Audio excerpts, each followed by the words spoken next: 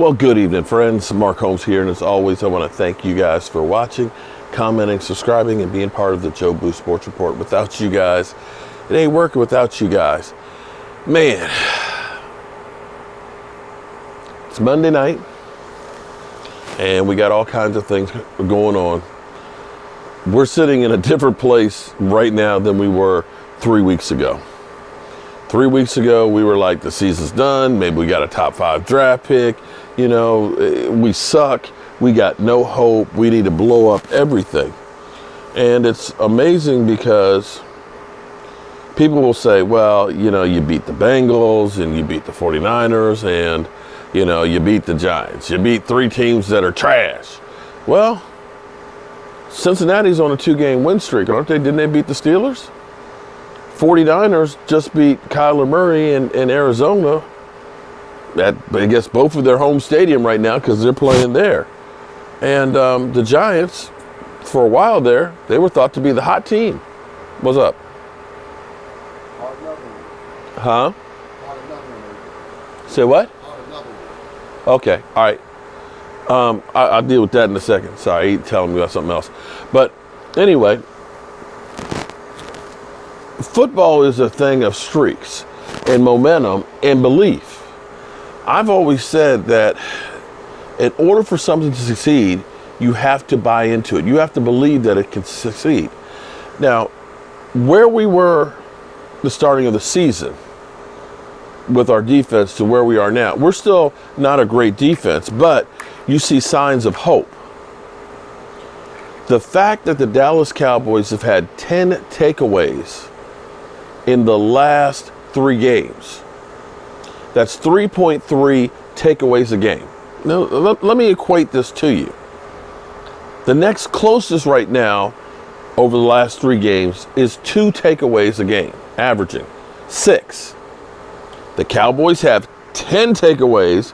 The next closest is 6 over the same period. Takeaways are one of the biggest keys to winning football. And for the first time in forever, understand the first half, that's hot, turn it down some. Understand the first half of the season, we were on pace to beat the worst record in takeaways, which was 7 on the season. Let me say that again. Through the first 6 games of the season, we were on pace to be worse than the 7 total takeaways in a season. We got 10 in the last 3 games. It's phenomenal. That's, hey, that's what you want. You can't do much better than that. Now, here's the thing. It's kind of funny that it seems like what has been motivating the Dallas Cowboys more than anything else is maybe it's fear. Because you look at where changing moments have had with this team. You looked at Dontari Poe, Daryl Worley, Emerson Griffin getting traded. All these things happen and bringing in some other guys. Then all of a sudden the defense started playing a little bit better. And I'm not saying that we were playing at championship level, but they were definitely playing better in spots. You know, we got the victory over Minnesota. You heard DeMarcus Lawrence talking about, you know, I'm playing soft. We're playing soft on defense, and literally looking deep inside himself and saying, you know, we got to do better. You saw D-Law, who wasn't busting a grape the first half of the season, and we looked at it and said, man, he's stealing money, to then turning it around, and he should have been a Pro Bowler this year.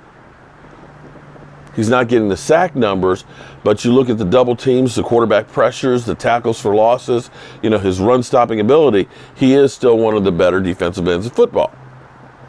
That whole thing of retrospect, of saying, I suck, we're soft, I've got to do better. He did. And you're seeing some of these younger guys that are kind of playing better, right? You see the team as a whole, after the NFL bitch slapped him and said, we don't want you on Sunday Night Football. We're going to flex your ass out of there. You saw Jerry Jones get on there and like, whoa. He goes to Mike McCarthy. Mike McCarthy puts the players on blast and stuff.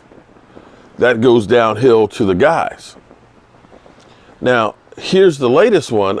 I'm going to see, is this a changer for us? We heard a couple weeks ago, Mike Nolan won't be returning to the Dallas Cowboys, right? Now, we didn't get that from the Dallas Cowboys. We got that from an insider. And that may have been speculation. Because to me, to say to Mike Nolan, you're not coming back. It's like you've undercut him. You might as well let him go now. Start the search right now. Start seeing if you have that guy in your camp. And that may be one of those cases where, maybe we're trying to light a fire. Maybe we put that out there to say, okay, let's see what Mike Nolan will do. Because I'm seeing now, yesterday, a couple times, defensive ends playing like outside linebackers, standing up. 2 defensive tackles in there. You're seeing some of this hybrid defense putting in space. Some of the things that I saw that I didn't see before. I talked about this all last week. I said the key for our defense is lane integrity. That you must be disciplined to hold your gap. Because if you don't, Hurts will eat you up. The running game will eat you up. And I'm beginning to see guys that when I've got the A gap, the guy is staying in the A gap. And I'm beginning to see a little bit of pressure up the field, which is making the quarterbacks antsy.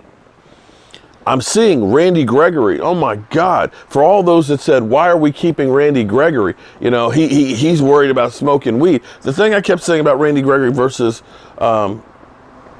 David Irving was, David Irving had an attitude that I'm better than everybody else just rolling out of the bed and having issues between coaches and showing up on time and things.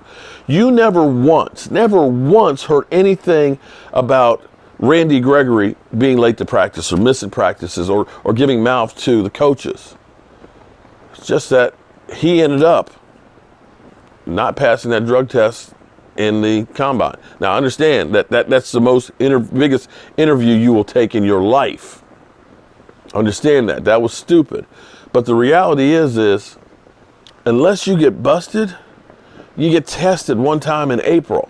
If you're clean, you're not getting tested again until next year.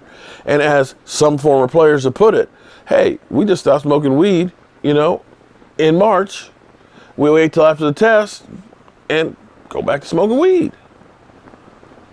The fact that Randy Gregory's only getting busted 2 or 3 times in a year is probably less than a lot of the players who aren't getting tested. But that's the nature of the beast, that once you're in the program, you got to be better than everybody else.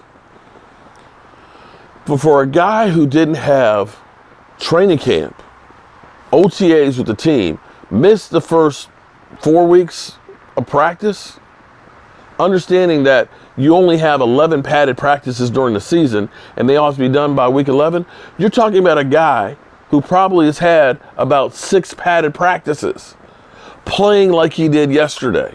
6 tackles, 3 forced fumbles, a couple of quarterback hits. The dude was a beast. 2 sacks. And you look at this and say, somebody posed a question in my live stream. Well, is it the players playing better or is it the coaching? Well, it could be that the players understand what the coaching is trying to teach them. And also, too, getting back some of our cornerbacks. And this is where you look at it and say, well, this was a COVID year. You didn't have the OTAs, you didn't have the offseason, and you had players of somebody else's that you're trying to implement your system. And I think that if the Cowboys play well again next week on defense, I don't see how you fire Mike Nolan. That's me. Maybe I'm crazy. But right now, you got a defense that's playing with passion. They don't have all the horses. Let's be clear. We don't have all the pieces, but you're seeing now effort that I didn't see before. I'm not hearing guys say, well, you can't give full effort. I'm not seeing that. I'm seeing guys that get beat because they don't have the physical tools sometimes. But I'm seeing guys now flying around the ball and looking like they want to play football. I didn't see that the first half of the season. And with that being the case, I think that Mike Nolan is coming back. But we'll find out in a couple weeks here, won't we? All right, so great show with you guys tonight. I appreciate everybody being up in here. We had fun, although it was kind of quiet because we didn't have too many of those Eagle fans up in here. In fact, we didn't have too many fans from anybody from the NFC East. I guess that's what happens when the Dallas Cowboys are the only team that won the game. Yeah, Cowboys are playing the best football right now in the NFC East. I'll catch you guys in the morning. Peace.